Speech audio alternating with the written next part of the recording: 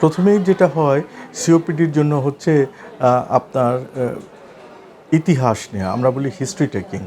এরপরে ইতিহাসের পরে আপনি যেটা করবেন তাকে একটু শারীরিক পরীক্ষা করাবেন এবং সবশেষে কিছু ইনভেস্টিগেশন।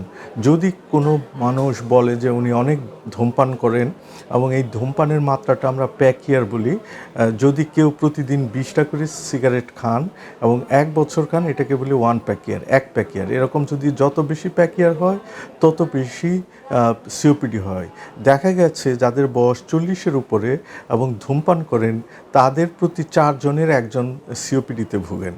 এবং এটার জন্য এই ইতিহাস এবং শারীরিক পরীক্ষার পর আমরা যেটা করি কিছু ইনভেস্টিগেশন আমরা বলি, যেমন আমরা একটু রক্তের পরীক্ষা করি, বুকের একটা এক্সরে করি, আমরা ইসিজি করি এবং কফের পরীক্ষা করি এবং সবশেষে আমরা যেটা করি স্পাইরোমেট্রি একটা পরীক্ষা আছে, সেটা করে রিভার্সিবিলিটি দেখে সিওপিডি ইরিভার্সিবল ডিজিজ আমরা শনাক্ত করি সিওপিডি। এছাড়া আমরা ইকোকার্ডিওগ্রাম, ক্ষেত্রবিশেষে এইচএরসিটি এগুলিও করতে পারি।